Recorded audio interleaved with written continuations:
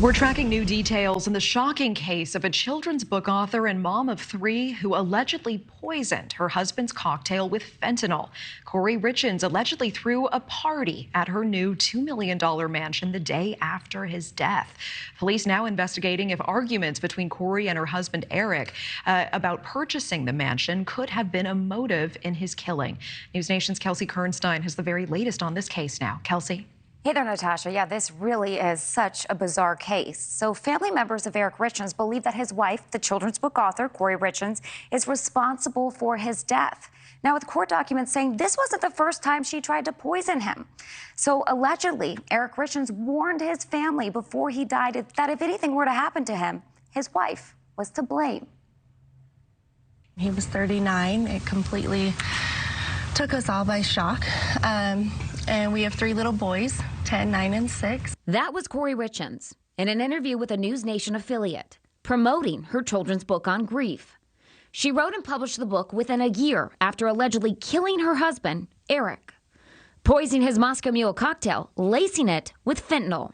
I would never be able to grieve in that amount of time and then write a book and then also take care of my 3 small children. Kouri Richins is facing charges for first-degree aggravated murder and multiple counts of second-degree possession of a controlled substance. New details in court documents now revealing she allegedly tried to steal her husband's life insurance policy, making changes to his agreement just 2 months before his death. During a Valentine's Day dinner, 1 month later, Eric became sick, telling a friend he thought his wife was trying to kill him. A pattern of behavior. As his family members say, they suspect Kouri also attempted to poison a drink for her husband on a trip to Greece years ago. Investigators not ruling out any potential motives at this time, with the family's attorney saying Eric had reason to believe his wife was having an affair. But NewsNation law and crime contributor Jennifer Coffendorfer says, while there is not any proof of an affair, a possible financial motive could hold up in court. Certainly, if she murdered him and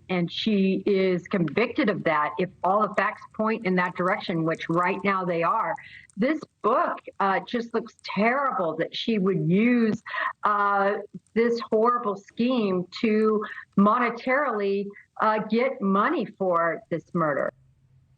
We do know that Richins is being held without bond, and her next court date will be this Friday. Natasha. We'll be watching. Kelsey Kernstein, thank you so much. And for more on this case ahead of Friday, we are joined by NewsNation contributor and criminal trial attorney Sara Azari. Sara, it's good to see you. Thanks for being here. Good to see you, Natasha. So Kouri Richins reportedly bought drugs multiple times in the months leading up to her husband's death. And she asked her dealers, quote, for the Michael Jackson stuff. Is this evidence enough for the prosecution to claim that she is responsible for Eric's fentanyl death? Yeah, I don't think so. And this is the problem I've had with this case ever since I started unpacking it last week. You know, one of the biggest things that's missing in this case to me is a nexus between the drugs that were purchased 6 days prior to this Moscow Mule being given to him and then him being dead, and that fentanyl that was purchased. In other words, they have to be able to connect those dots. They have to be able to say that what she purchased, he ingested, and that is the fentanyl in his system that ultimately killed him, and it was a substantial factor in his death. We don't know, of course, what else was in his system. This idea that it was 5 times the lethal amount, I can't tell you how many times I have a number of open fentanyl death cases across the country. These labs come back with an independent analysis, and they're completely different, okay? So it doesn't mean it's necessarily accurate, but even if it's accurate, you have to be able to connect the dots because there could be drug abuse, there could be drug use in this house. I mean, obviously there was GHB there. Michael Jackson stuff is not even fentanyl, it's propofol. So it sounds to me like, and I'm not putting the blame on the victim by any means because we just don't know enough yet, but it sounds to me like the defense is going to say, where is the evidence that what was purchased 6 days ago is in fact what killed him, that he in fact took it? I appreciate that. I mean, what is the latest you're tracking in terms of a motive here as it comes together? What do you think the prosecution's narrative will be?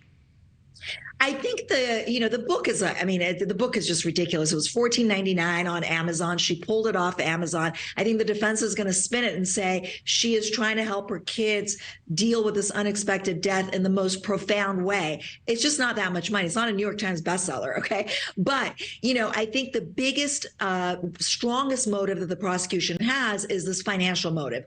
Thank you for watching. Go to newsnationnow.com to find News Nation on your television provider. And don't forget to click the red subscribe button below to get more of News Nation's fact-driven, unbiased coverage.